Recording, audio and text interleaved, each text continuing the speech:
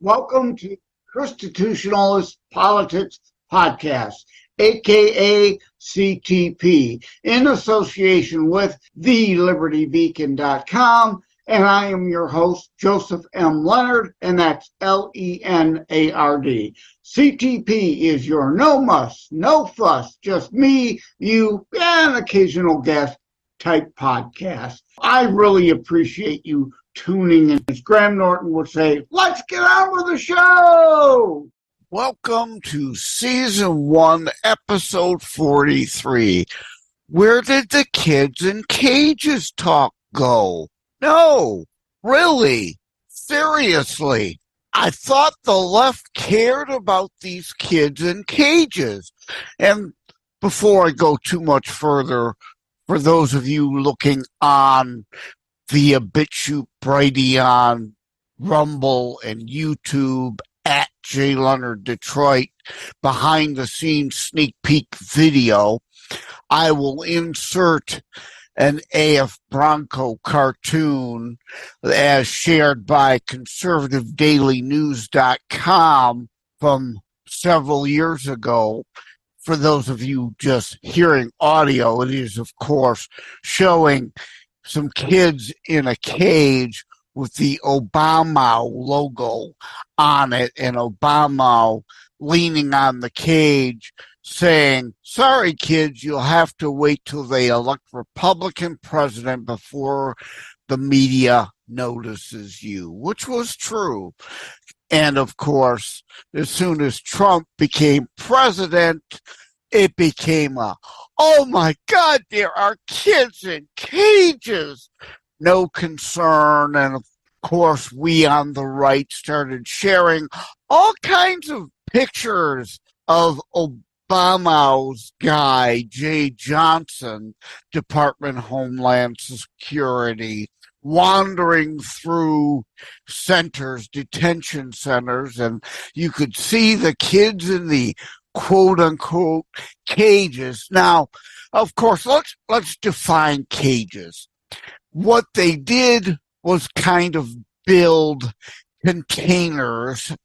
I don't even want to use that word. That's really, you think of a container like a cargo ship container, so not fair to depict it like that either. But indeed, a detention area defined by walls, if you will, made of fencing, you know, the standard kind of chain link fencing, so that Customs and Border Patrol agents could patrol through the detention facility, have these various sections closed off by fencing, so that indeed kids would be in their own, like, encaged or enclosed, better word, enclosed area, and could be monitored by camera and indeed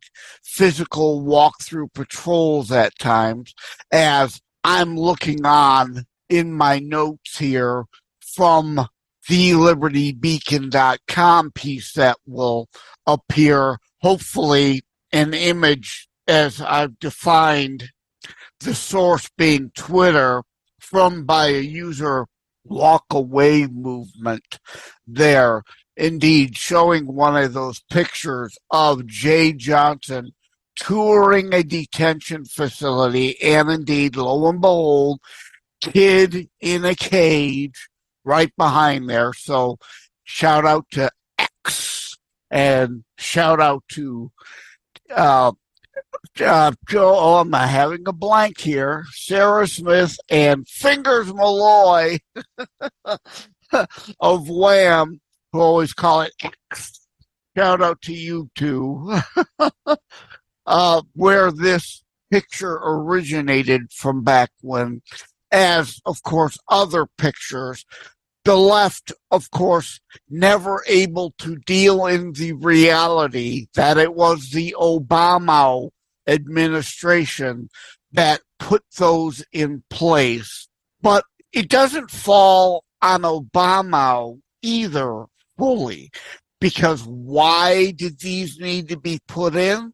Well, it was a Clinton-era law that still applies today that the left just ignores, that children must be separated from those they've crossed with until, supposedly unless, proper guardianship can be appropriately established, then released into their custody through DNA or blood tests or proper documentation of any kind, birth certificates, some legal understanding that a child should be released into custody of someone, not just whomever they came over with, who likely would be a cartel-established human trafficker.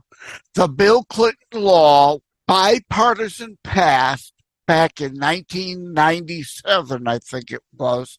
I have that later in my notes. I'll mention it. To prevent human trafficking. But I guess the left doesn't care at all about any of that. They just want these kids released to anybody that claims they have guardianship over them.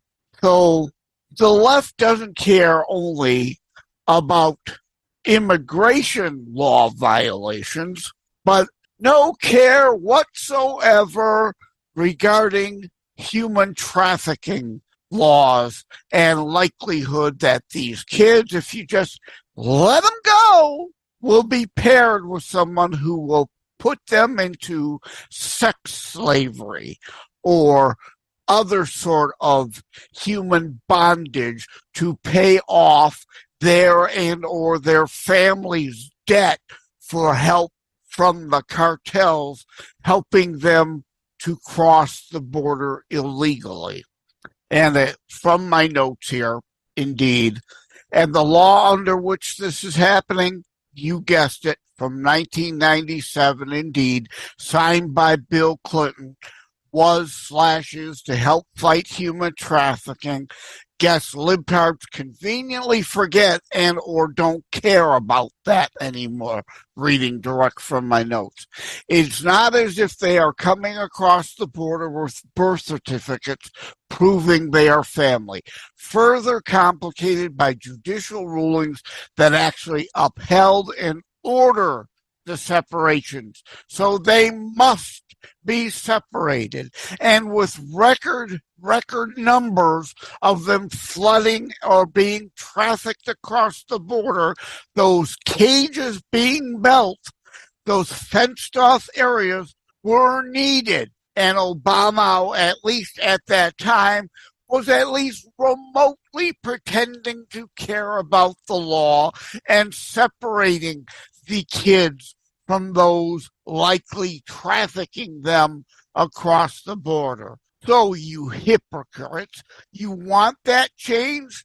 Republicans already offered several immigration bills that included such changes, and the left were obstructionists. Now, this part of the notes that I'm reading from actually come from a Before It's News piece that I wrote. So this goes back several years. So talking about Republican laws to shore up immigration laws, to enforce them.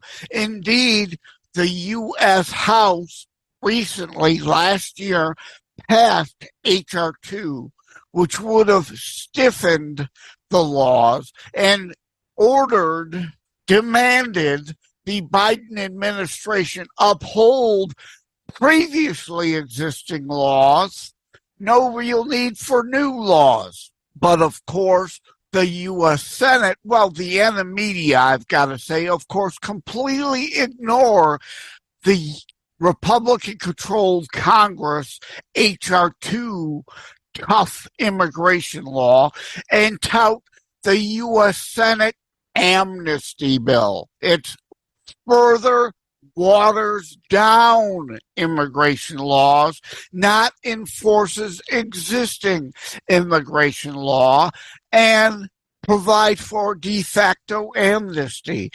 one of the provisions in the Senate amnesty scam is to allow emergency inaction of stepped up enforcement.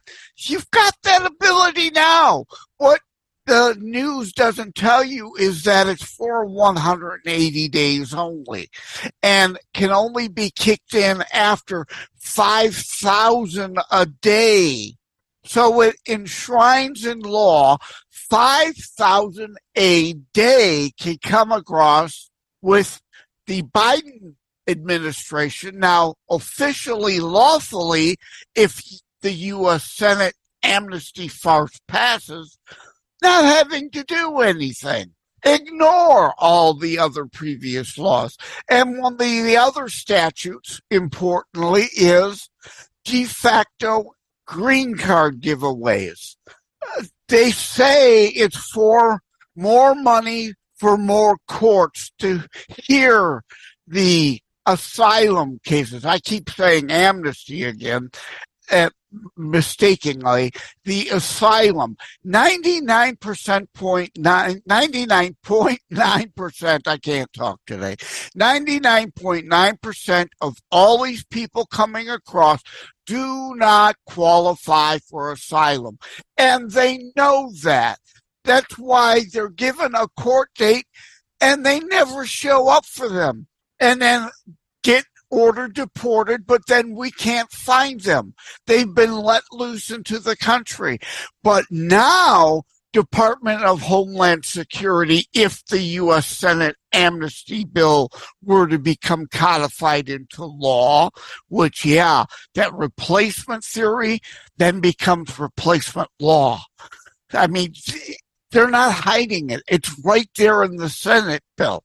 But yet that's supposedly some conspiracy theory that the fascocrats are replacing voters they're bleeding, U.S. citizens, blacks and Hispanics and Asians, and even, to be religious, those of Jewish persuasion are now in Blexit, walk away, Lexodus, the Latino American leaving the Democrat Party is referred to, Jexodus, the Jews leaving the Democrat Party, finally waking up to how antithetical and hostile the left is to any and all faith, let alone defending our ally Israel against those who engaged in terrorist attacks against them on October 7th. But that's an aside.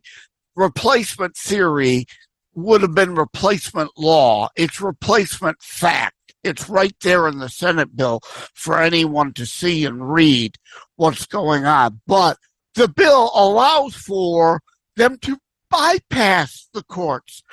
The Mayorkas and others could literally stand at the border, shaking the people's hands of those illegally coming across. Thank you, congratulations, welcome. Here's a green card. Put whatever name, make up a name, lie, cheat. Here's a de facto green card. We de facto grant you asylum. No court date. No, we're just going to say, yeah, you look like you're really, truly seeking asylum. Mayorkas signs on the dotted line. Congratulations. And then what does that mean? Basically a green card in 3, 6, 9, 12, maximum 24 months. Bam. Rubber stamp, rubber stamp, rubber stamp. No court hearing necessary. I'm going to go back to my notes now because I wanted to make sure I don't miss these parts.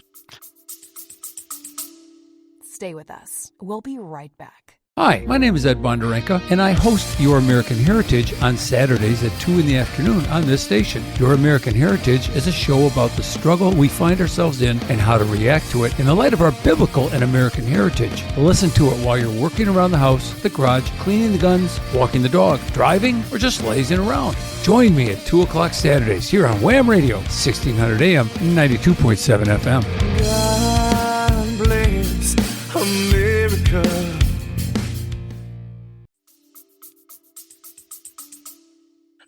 You'll notice the left is no longer showing those pictures of kids in cages. Well, obviously, right? It's not advantageous. It's not a political partisan issue all of a sudden that Biden is in office and keeping kids in cages. No, we got to make you forget all that unless if Trump wins in 2024. And of course, once Trump takes office, the whole kids in cages images will come back. You can bet on that. That's a surefire bet. Don't expect getting good odds on that in Vegas, because that's a surefire win. If someone brings their children, breaks into your home, I'm reading here, probably sounds like it, because all up front admitting, yes, I'm reading this right from the notes. If someone brings their children and breaks into your home, are you forced to then continue to house and feed the lawbreakers' children, even if you removed the adults then from your home for trespassing, or we remove and deport the adults for the law breaking of breaking immigration laws? Ask a leftist. If you catch someone roaming around your backyard, do you invite them to stay or call the police and report a trespasser? These hypocrites will, of course, get utter silence in response, give you utter silence in response, knowing they are cornered in their false narrative. Male and a female break into your home with a child. You call the police. Are the police going to remove all three, or say, oh, no, the kid is a separate issue. The kid's in your house now. Now you got to take care of the kid. How bleeping ridiculous, but that is kind of the left-wing, idiotic, emotional, hysterical, knee-jerk reaction. Oh, about the children, except for their slaughtering through planned slaughterhood and abortion. Countless children still a day, even after the Dobbs decision, and still pushing for abortion on demand up until the point of birth. And even in some cases, they want to be able to leave a birth child on a table to die. So, should children benefit from the crimes of their parents is the ultimate issue there. And since this is from an original Before It's News piece from a few years ago, I'm repurposing at the Liberty Beacon. I bring up, should Bernie Madoff's children get to keep the money Bernie stole? No, there's also son of Sam laws involved. You can't benefit financially from your crimes.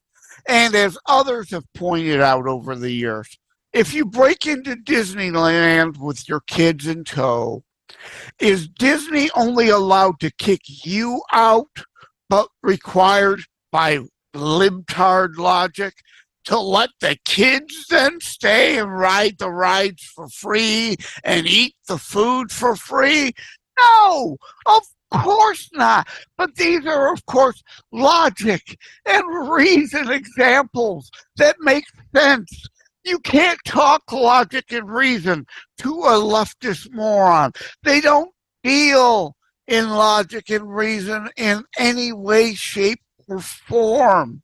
So, with that, I am going to indeed wrap it up. This is going to be a somewhat shorter episode. Thankfully, some of the other ones have been getting a bit longer. And close it out in the libertybeacon.com piece. These are Trump critics show ignorance on immigration issues with coyote posts all over social media, to which I respond in closing. They are clueless as to the basic terms and facts on this and virtually every and any other issue, not just immigration. But we are we are supposed to listen to their emotional hysterics, concerns over reasoned thought. No, sorry, I don't think so. We need logic and reason and upholding our already established logic and reasoned laws, or we are not a sovereign nation. The U.S. Senate bill is, of course, dead in the House, as it need be. And I haven't heard of late, I won't be surprised if they don't, the media, as I hashtag ENEME,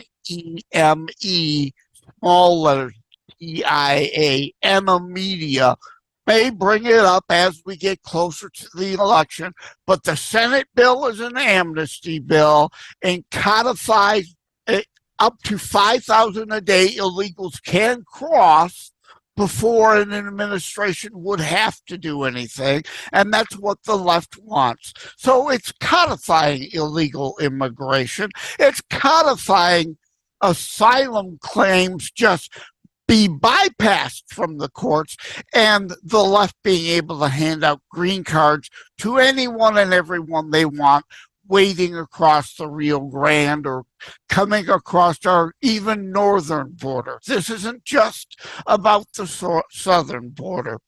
So now you have, as Paul Harvey would say, the rest of the story. But as the election grows closer, the left will start peddling the U.S. Senate bill lies again and continue to ignore, and you need to talk about the U.S. House GOP H.R. 2 bill, which I've been saying they should pass again. Dust off H.R. 2, give it a new bill number, change a few words, repass H.R. 2, send it to the Senate for Schumer's throat. And of course, Chucky Schumer will ignore it. At least then puts the talking points back in our favor and in their court, Schumer's court, to excuse why Chucky Schumer is doing nothing about illegal immigration. But will our GOP leadership have the brain capacity to figure that strategically smart thing to do versus they're strategically stupid and just say, oh, well, we already passed H.R. 2. They're ignoring it. You need to repass it as a new bill and send it to the Senate. Wake up. You got to play the game to some degree on the leftist terms, the way they do it. That's the way it has to work for media, for the talking points to be in our current favor. We may not like playing that game that way, but we must at times. Indeed, like the saying goes, don't get in the mud with the pig and fight. You just get dirty and the pig likes it. Well, I'm sorry. Sometimes the enemy lays out the terms of engagement that you must engage. Like with Lincoln, he didn't get to say Gettysburg, Schmettysburg. I often say this about the identity politics argument. Sometimes the enemy dictates a battlefield you must play upon. So we must engage in these things in order to get that upper hand back. Thank you all. Take care and God bless. Thank you for having tuned in for ChristiTutionalist Politics Show. If you haven't already, please check out my primary internationally available book, Terror Strikes, coming soon to a city near you. Available anywhere books are sold. If you have locally run bookstores still near you, they can order it for you, or autographed copies are available online direct from me via terrorstrikes.info/shop. Be sure to check out more about today's discussion at thelibertybeacon.com, where my articles drop every Saturday. And let me remind, over time, the fancy high production items will come. But for now, for starters, it's just you as a very appreciated listener by me. All substance, no fluff, no fancy high production intro or inserts, at least yet, just straight to key discussion points. A show that looks at a variety of topics mostly politics, through a Christian U.S. constitutionalist lens. So again, thank you from the bottom of my heart. Take care. God bless. Like and subscribe to ChristiTutionalist Politics Podcast and share episodes. We need your help to grow the show. Just wanted to give a brief shout out and thank you to all the folks on iHeartRadio and Player FM for being 2 in the top 3 platforms that my show, ChristiTutionalist Politics, is most often listened to. So thank you all. Take care.